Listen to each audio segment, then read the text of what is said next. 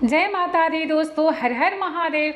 दोस्तों, मैं हूँ माया तिवारी और आप सभी लोगों का स्वागत करती हूँ मैं अपने चैनल माया तिवारी श्रीमुख में। तो दोस्तों, कैसे हैं आप सभी लोग, यह बताने के लिए कमेंट्स बॉक्स में जय माता दी एवं हर हर महादेव जरूर लिखिएगा। तो चलिए दोस्तों, आज की वीडियो में मैं आप सभी लोगों को जीवित पुत्रिका व्रत की कहानी सुनाने जा रही हूँ, जितिया व्रत की कथा सुनाने जा रही हूँ। जो ये बहुत ही पारंपरिक अति प्राचीन कहानी है, सभी लोगों के घर में जो है इस कहानी को कहा जाता है, सुना जाता है। ये कहानी भी सास बहू की कहानी है। तो चलिए मैं कथा का शुभारंभ करती हूँ। तो दोस्तों, अगर अभी तक आप लोग मेरे चैनल को सब्सक्राइब नहीं किए हैं तो प्लीज़ मेरे चैनल को सब्सक्राइब कर दीजिएगा, बेल आइकन को प्रेस कर दीजिएगा, जिससे हमारे नए आने वाले वीडियो का नोटिफिकेशन आप लोगों के पास तुरंत पहुँच जाएगा। तो वीडियो का शुभारंभ करने से पहले मैं आप सभी लोगों को जितिया व्रत की बहुत बहुत शुभकामनाएं देती हूँ। तो चलिए मैं कथा का श्री गणेश करती हूँ। एक नगर में एक सास और एक बहू रहती थी। बहू जो है कभी भी अपने सास को जो है, जब से बहू मतलब घर में आई ब्याह करके, जब से उसका मतलब समझिए कि एक राज्य नहीं होता है कि मतलब किसी का राज्य जाता है तो किसी का राज्य आता है। तो जब से उसका मतलब उसके घर में चलने लगा, तब से कभी भी अपने सास को भरपेट भोजन नहीं देती थी। चाहे कोई तीज हो या कोई त्यौहार हो या कोई पर्व हो, मतलब कोई भी अनुष्ठान हो, मतलब कभी भी अपनी सास को भरपेट भोजन ही नहीं देती थी। और सास इतनी अच्छी थी कि कभी भी अपनी बहू की कहीं भी शिकायत नहीं करती थी, डर से नहीं करती थी कि उसकी बहू जो है बहुत मतलब लड़ाकिनी थी। एक जो नहीं कहा जाता है रणबांकुरा, वही रणबांकुरा थी। तो डर के मारे जो है सास कभी जो है कुछ नहीं बोलती थी। अब रणबांकुरा से कौन लड़ने जाएगा, जब रणबांकुरा वो रहेगी तब तो लड़ने जाएगा कोई। तो वो थी रणबांकुरा, और कभी जो है सास उसके सामने जो है चीव नहीं कसती थी, एकदम एक ओट से दो ओट नहीं करती थी। ये कहा जाता है ना कि एक ओट से दो ओट करना, कभी भी कुछ नहीं करती थी। जो देती थी वही वो खा लेती थी, चाहे तीज हो त्यौहार हो कुछ भी हो। ऐसा ही करते करते जो है क्या हुआ कि इसी तरह से जितवाहन भगवान का व्रत आया, जितिया का व्रत आया। सास सोची कि आज भी मेरी बहू जो है मुझे भर पेट भोजन नहीं देगी, मेरी क्षुधा नहीं भरेगी, और कल मुझे जो है निराजल निराहार जो है जितिया का व्रत रखना है, जितवाहन भगवान का पूजा करना है, व्रत रखना। मैं कैसे करूँगी, मेरी उम्र भी ऐसी नहीं है, मैं इतनी यंग भी नहीं हूँ कि मतलब भूख प्यास मैं निवार सकूँ, मतलब सहन कर सकूँ। लेकिन कुछ कहीं सुनी नहीं। ऐसे ही करके जो सास अपने बच्चों को खिला दी, अपने पति को खिला दी, खिला पिला के अपने बच्चों को सुला दी, अपने पति को खिला पिला करके भी अपने घर में जो है रूम में जो है सोने चली गई। और सास को जो है बचा खुचा जो था, मतलब नीचे का खुरुच उरुच के जो भी मतलब अच्छा भोजन नहीं देती थी, जो भी था वो सास को अपने ले जा कर के दे दी। सास उसकी सास जो है रोजाना की तरह उस दिन भी वह भोजन पा करके खा करके और जितवाहन भगवान का नाम लेकर के व्रत को संकल्पित कर करके जो है सो गई। सुबह हुआ नहीं, जब रात को सोने गई तो कह रही है, अपने आप से बात कर रही है। अपने मन से लोग बात नहीं करते हैं, तो वो अपने मन से बात क्या करे कि बाबू जन्मे, बाबू पोसी और बहू आई, यानी बाबू वो आई तो भर पेट मुझे कभी भी भोजन नहीं दी। यही बात अपने मन से कहती थी।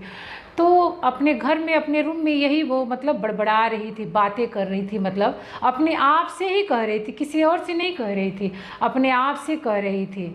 और जो है सोई थी, लेटी थी। तो उसका बेटा जो है रात में उठा, अब किसी काम के लिए उठा होगा, कहीं उसको कोई मतलब कोई लघु शंका दीर्घ शंका लगा होगा, तो वो जो है उठा तो देखा कि हमारी माँ इतनी रात को जो है किससे बात कर रही है।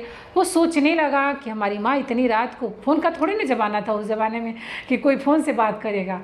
तो सोचा कि किससे बात कर रही है, तो वो सुन करके और फिर अपने रूम में जो है अपनी बीवी के पास चला गया। तो बोल रहा है कि सुनती हो, पता नहीं माँ जो है किससे बात कर रही है इतनी रात को। तो उसकी माँ क्या बोल रही है कि अरे आपकी माँ तो बहुत वो है, मतलब बहुत बुरे चरित्र की है। एक बगल में कोई रहता है, जो बगल में मतलब कोई साहू रहता है, उसी के साथ उसका जो है गलत व्यवहार चल रहा है, मतलब मतलब गलत चक्कर चल रहा है। अब बेटा बड़ा शर्मिंदा हुआ कि इस उम्र में हमारी माँ ऐसी बदचलन काम कर रही है, ऐसी बुरी हरकत कर रही है।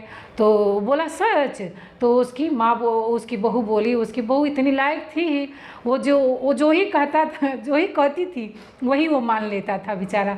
उसके पास अपना दिमाग रहते हुए अपना दिमाग का उपयोग नहीं करता था। वो आम को अगर इमली कहती थी तो वो कहता था कि हाँ ये आम नहीं इमली ही है। वो कह दी और उसके बाद से वो मान लिया।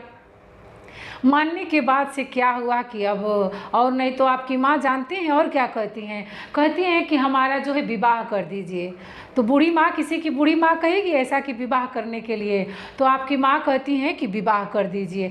तो उनको ना एक वर ढूंढ करके उनके लिए, उनके योग्य एक बूढ़ा वर ढूंढ करके उनका विवाह कर दीजिए। तो बेटा क्या किया, अपनी बीवी का सुनता था वैसे ही सुना और सुन करके जो है गया नगर में निकल करके और जो है कहीं से एक बूढ़ व्यक्ति को पकड़ करके लाया, बूढ़ा व्यक्ति को पकड़ करके लाया और उसी के साथ जो है अपनी माँ का शादी कर दिया। उसकी माँ कितनी अच्छी थी, जैसा कहता था वैसी करती थी।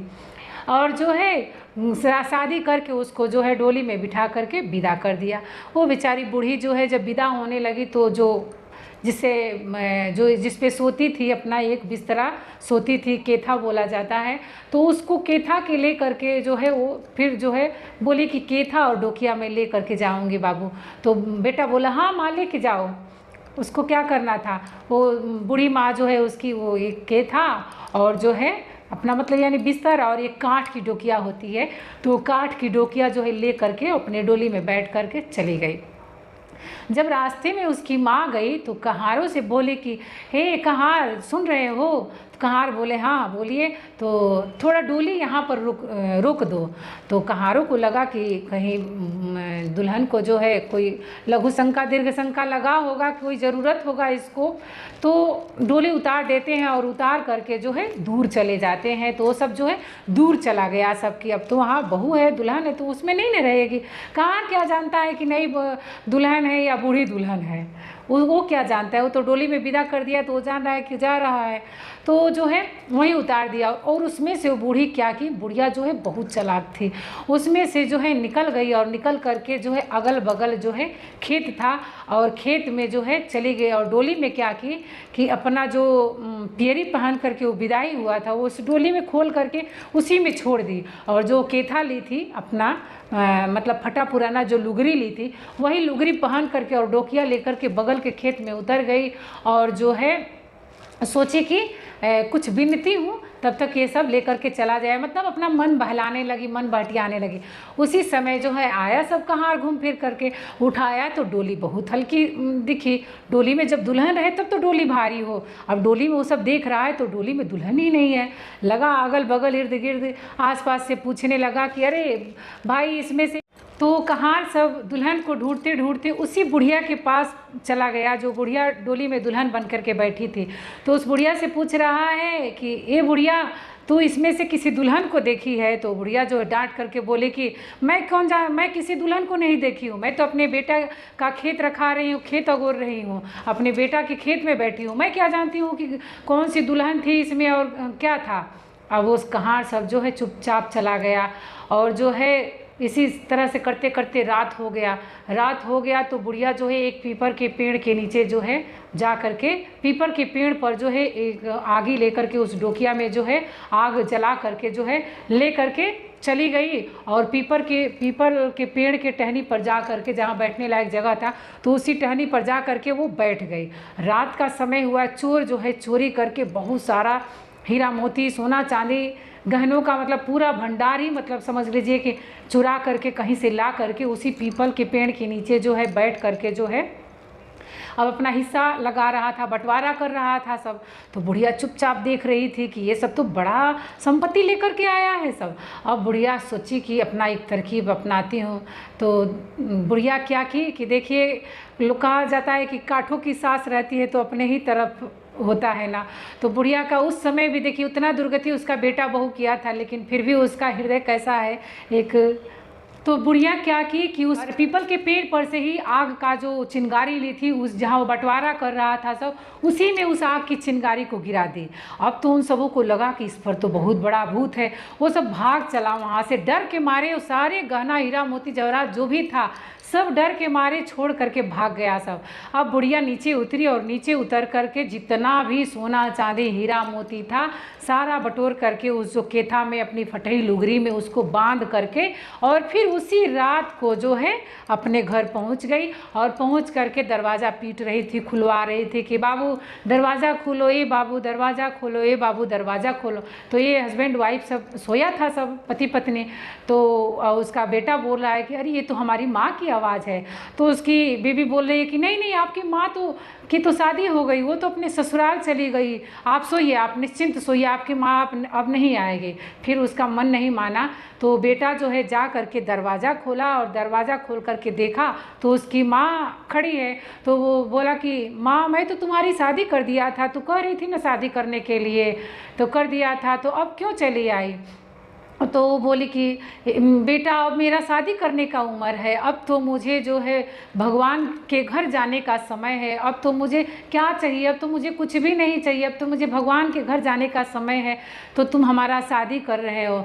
तो अपने बेटा से बोल रही है, बैठ गई वहीं द्वार पे और बैठ करके बोल रही कि हे बेटा थोड़ा अपना ये जो नोछा अंगोछा ओढ़ा था अपना थोड़ा धोती फैलाओगे तो बिछाओगे। तो क्या कि वो उसका बेटा तो बोले क्या है, तो उसका बेटा क्या किया कि धोती बिछा दिया। जब धोती बिछा दिया तो उसकी माँ जो है जितना हीरा सोना चांदी मोती लाई थी सारा उस धोती में पलट दी।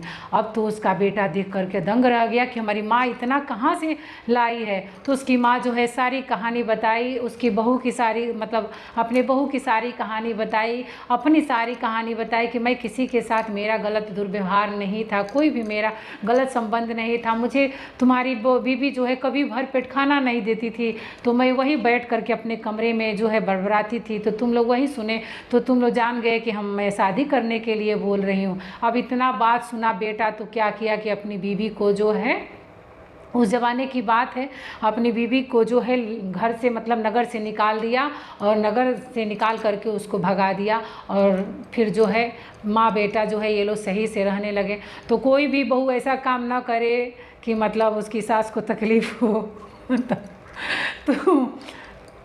तो कोई भी व्यक्ति ऐसा काम ना करे जिससे किसी को तकलीफ़ हो। तो दोस्तों यही रहा जितिया व्रत की कथा। कहने वाले और सुनने वाले सबके ऊपर भगवान जितवाहन भगवान की कृपा बरसती रहे, बनी रहे। बोलिए जितवाहन भगवान की जय।